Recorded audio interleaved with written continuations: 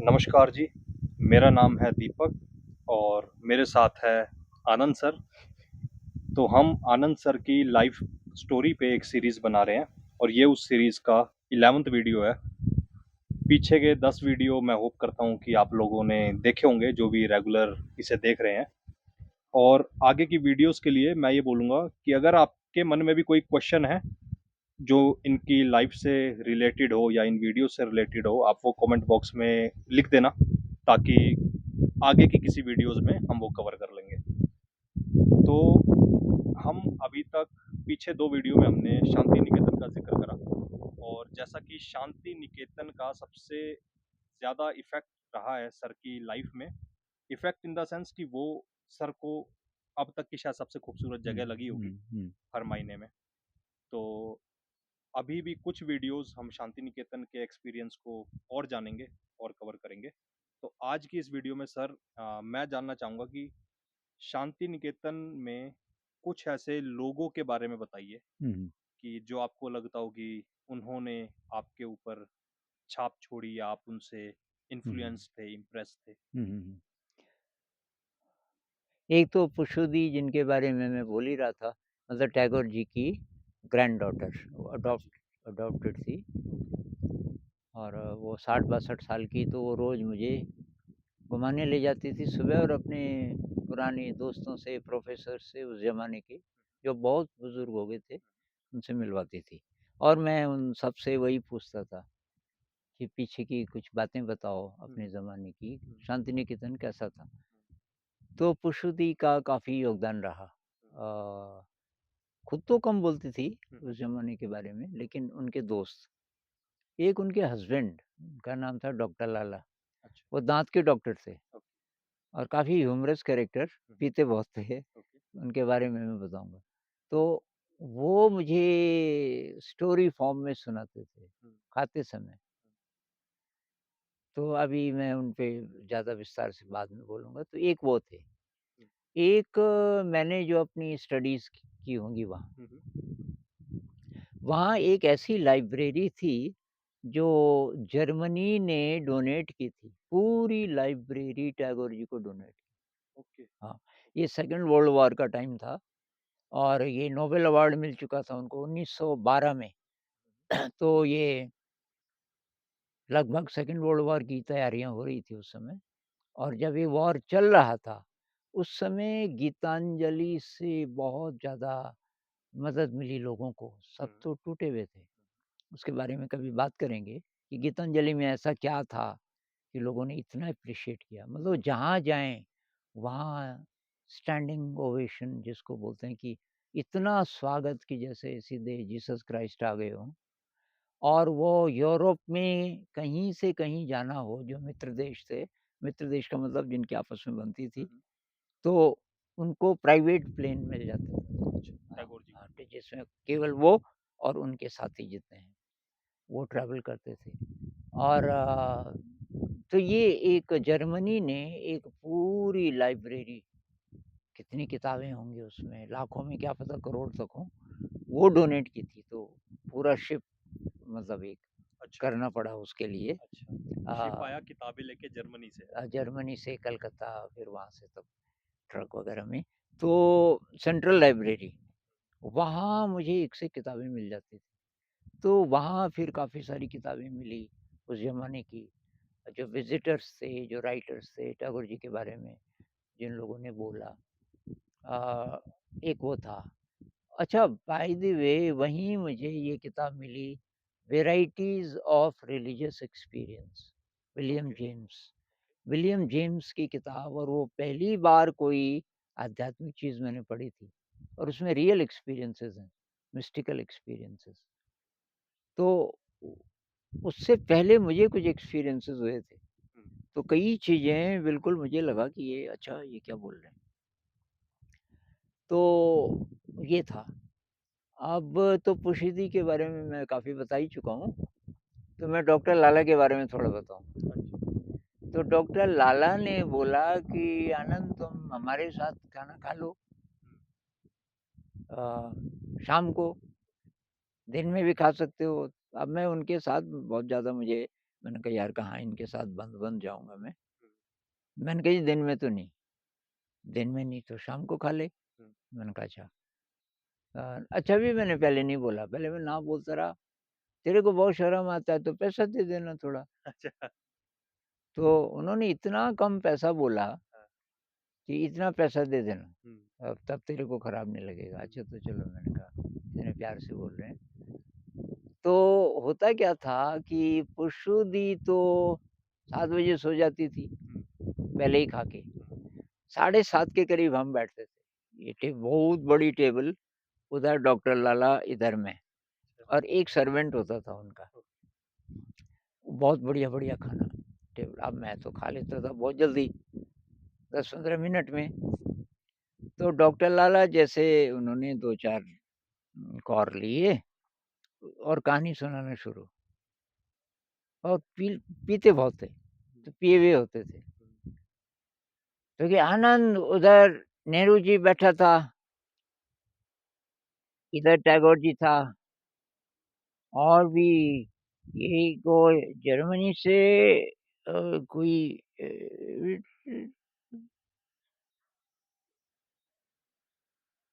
गए, सो जाते थे, सो जाते थे। तो वो सर्वेंट वो दाँत भींच के हँसी रोकता रहता था। मतलब वो चिढ़ता नहीं था, उसको मज़ा आने लग गया था क्योंकि ये शायद पहले से भी होता होगा पर अब मैं भी था। हाँ, अब शायद इसीलिए मुझे बुलाया भी था हुँ, कि थोड़ा ये एंटरटेनमेंट के लिए अब हम इंतज़ार करते रहते थे। तो कभी-कभी 1 मिनट, कभी-कभी 2 मिनट, इससे ज़्यादा नहीं, तब तक उनकी नींद खुल जाती थी। जब नींद खुलती थी, तो ऐसे शो करते थे जैसे कि कुछ नहीं हुआ, हुँ, वो सोए नहीं थे हुँ, मतलब और जैसे कि वो कहानी ही कंटिन्यू कर रहे हैं। हाँ, तो आनंद हम बोलता था वो जो काकोली चटर्जी था ना वो जो बहुत अच्छा गान करता था, मैं बोलता था ना, मैंने कहा हाँ, हाँ और आप काकोली चटर्जी के बारे में कोई सिंगर थी, अब वो खत्म, वो नेहरू जी बैठे थे वो लेकिन फिर भी कुछ-कुछ चीज़ें मेरे पल्ले पड़ जाती थी। कभी-कभी मैं उनको बाद में जब वो सोबर होते थे थोड़ा तो छेड़ देता था कि यहाँ नेहरू जी आते रहते थे। हाँ, तो पर वो तरंग में तभी बोलते थे जब उन्होंने पी हुई होती। तो वो टाइम था एक उनसे मुझे काफ़ी इन्फॉर्मेशन मिली और उनके साथ काफ़ी मतलब हिलेरियस टाइम भी रहता था। मुझे पकड़ ली मेरे को मुझे साथ रखते थे। एक दिन खाने के बाद कि फ़ोन करना है अनंत तू आजा। मैंने कहा फ़ोन करना है तो मेरी क्या ज़रूरत है? एक तो उनके हाथ काँपते थे। तो उस ज़माने में ना ऐसे ऐसे डायल करना पड़ता था, ऐसे। तो अब ठीक वो जो छेद बने होते हैं, तो सही छेद पे आपकी उँगली चली जाए, तो डॉक्टर लाला का पता नहीं होता था कहाँ डाल रहे हैं। तो उन्होंने एक कि सुरुचि को फ़ोन करना है, सुरुचि से बात करनी है, कोई रिलेटिव रही होगी। तो ख़ैर अब उन्होंने नंबर तो कोई और लगा दिया। अच्छा, तो जैसे ही वो ट्रिंग ट्रिंग उधर से उसने उठाया, हाँ, सुरुचि, उसने कहा कौन सुरुचि? अच्छा तो कि सुरुचि को बुलाओ, कि यहाँ कोई सुरुचि नहीं है, हुँ, सुरुचि की फर्स्ट फ्लोर में रहता है, हुँ, कि फर्स्ट फ्लोर तो है ही नहीं इसका, हुँ, बस एक ही फ्लोर है ग्राउंड फ्लोर, आप रॉन्ग नंबर। अब उनको गुस्सा आ गया, फिर और फिर उतना ही, फिर वही गलती, हुँ, फिर उसको उठा के, सुरुचि? अब कह रही सुरुचि नहीं है। फिर मैंने कहा जी ये गलत लग रहा है, कि गलत लग रहा है? मैं कहा मैं लगाऊँ? कि हाँ। तब मैंने लगाया तो उनके साथ ये ऐसे बहुत सारे पल मुझे याद आते हैं शांति निकेतन के। पर ये दूसरे सोर्स से और ये जो जितेन दा और स्निग्धा दीदी के बारे में पता नहीं मैंने बहुत पहले बताया था, एक डांसर के बारे में बताया मैंने? सर हम इन वीडियोज़ में कवर कर सकते हैं क्योंकि इस सीरीज़ में आपने नहीं बताया उनके नहीं बारे बताया। तो मुझे मेरे साथ कोइंसिडेंसेस कह लो, मैनिफेस्टेशन ये जितने-जितने टर्म्स हैं ना, स्पॉन्टेनियसली मेरे साथ वो होते रहे, में। शांति निकेतन हुँ, में हुँ, ऐसे हुँ, बहुत सारे एक्सपीरियंसेस। तो एक दिन मैंने देखा एक महिला होगी 30-31 साल की, अब मैं भी लगभग उसी उम्र का था। हुँ, उसके बाल उसके मैंने तो उस दिन तो जोड़ा ही देखा बहुत बड़ा, हुँ, हुँ, पर बाद में तब ज़रा दोस्ती हुई तो उसके बाल उसके घुटने से नीचे तक आते थे। हुँ, तो 2-3 लोग पकड़ते थे उसके बालों को जब वो उनको और इतनी सुंदर थी, मैंने कहा यार काश इससे बात हो पाती। हुँ, हुँ। अब कोई डिज़ायर नहीं हुँ, थी, हुँ। और वो सुंदर बहुत लगी, बहुत दिव्य। तो उसके 2 दिन बाद क्या घटना हुई कि एक आदमी साइकिल पे पीछे एक बच्चा बैठा था, ऐसे पकड़ के, करीब 9 साल का बच्चा होगा, और ये जो चला रहा था, उसको पता नहीं था कि उसको बुखार था बच्चे को, तो बच्चे के हाथ छूट गए, वो थोड़ा-सा बेहोश हो गया शायद। अब मैं जहाँ खड़ा था, मेरे से केवल 2 फीट की दूरी पे, साइकिल जैसे ही वहाँ से गुज़री और वो गिरा, और मैंने उसको सँभाल लिया, और मैंने देखा कि वो तो बेहोश हो गया। तब तक उन्होंने साइकिल रोकी और मैं उनको तुरंत ऑर्डर देने लग गया। मैंने कहा, ये रिक्शा बुलाओ।" रिक्शा ज़रा दूर था। उन्होंने रिक्शा बुलाया, तो मैं रिक्शा में बैठ गया उस बच्चे को लेके। रिक्शे वाले को मैंने कहा इनके पीछे, मैंने कहा चलो आप। अब ये कहाँ से मेरे में ये आया कि ऐसे करना है, और उसको, अनजान जगह हाँ, पे। और वो प्रोफ़ेसर थे बहुत बड़े हुँ, मणिपुरी डांस के। अच्छा। उनको मैं ऑर्डर दे रहा, आप आगे चलो। ख़ैर उनका घर आया करीब 7-8 मिनट में। हुँ, उसके बाद ऊपर 2 मंजिले में था उनका घर, तो मैं उस बच्चे को उठा कर के, और ऊपर का गेट खुला, और वो ये वही महिला थी, अच्छा, तो वो इसकी मम्मी थी। अच्छा। बस उसको देखते ही तो मेरा एकदम, मैंने कहा यार ये कहाँ पहुँच गया मैं। और ऐसे ढंग से पहुँचा कि बहुत उनके लिए, अभी मैं बताता हूँ फिर क्या हुआ। तो अभी वो बेहोश था बच्चा। मैंने कहा फ्रिज तो होगा, कि हाँ, मैंने कहा उसमें बर्फ़ होगी, मैंने कहा लाओ। और वहाँ 3-4 डांसर लड़कियाँ थी, हुँ, वो भी डांसर थी, उनकी हुँ, पत्नी, वो भी अच्छा। सिखाती थी। हुँ, तो उस समय वो डांस ही सिखा रही थी हुँ, हुँ, शायद। हुँ, तो मैंने कहा ये माथे पे मलो, कोई पैर पे रगड़ो इसको, हुँ, पैर गरम तपड़ा उसका शरीर। अच्छा। अब धीरे-धीरे वो आँखें खोलने लगा। मैंने कहा जूस है कोई? उसकी मम्मी ने बोला हाँ, मैंने कहा ले आओ। हुँ, तो झरझरा उसको आवाज़, मैंने कहा जूस पिलाओ। हुँ, 5 मिनट में वो सही हो गया, फिर वो हँसने लगा। तो उनको थोड़ा जान में जान आई। हुँ, अच्छा, मैंने कहा ये ठीक हो गया, मैं चलता हूँ। हुँ, कि नहीं, ऐसे नहीं जा सकते आप, और आपको तो थोड़ा चाय तो पियो। हाँ, मैंने कहा चाय तो पी लेंगे। फिर कि शाम को आना। ख़ैर अब मैं तो आना ही चाहता था। हुँ, हुँ, तो उनसे इतनी दोस्ती हो गई फिर, कि वो फिर बिल्कुल अपने परिवार का हिस्सा मेरे को मानने लगे।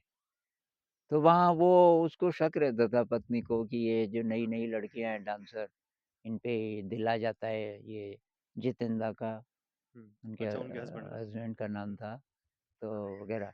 तो ऐसी भी बातें होती थी। एक बार जितेंद्र ने बोला कि यार दुर्गापुर में एक प्रोग्राम है, हुँ, और डांस का, और उसको, फिर दुर्गापुर है कलकत्ता के हुँ, हुँ, आस-पास का ही। एक ही उनका ग्रुप था, करीब 15-16 लड़कियाँ, और ये खुद जितेंद्र। मेल एक ही थे या एक और था शायद, और कुछ क्लासिकल डांसेस, कुछ ट्राइबल डांसेस, हुँ, ज़्यादातर ट्राइबल थे।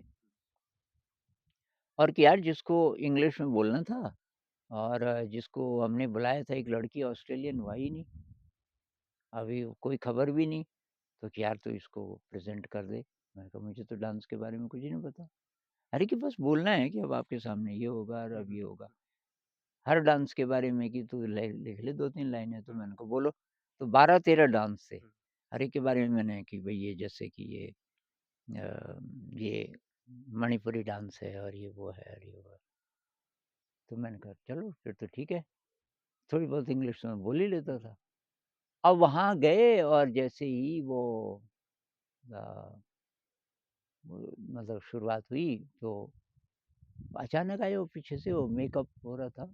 हुँ, आनंद के करीब 12-15 मिनट कुछ भी बोल ले, हुँ, कितना टाइम लग जाएगा कि अब हुँ, हमारा मेकअप पहले नहीं बोला था, उतनी देर में भी कर सकते थे ना हुँ, शुरू। हुँ, तो ये तो वो हो गया था, और मैं सामने आ गया था। 12-13 मिनट की कुछ भी अच्छा। बोल, अब मैं कुछ अच्छा। भी क्या बोलूँ? अब मैंने कहा यार कुछ तो बोलना पड़ेगा।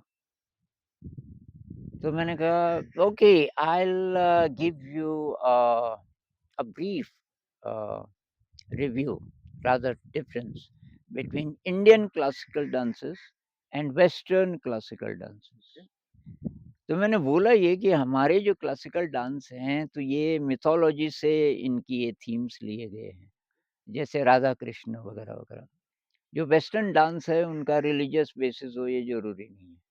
हाँ, तो वो एक बस मैंने पुराने हैं इसलिए क्लासिकल वो लोग बोलते हाँ, होंगे।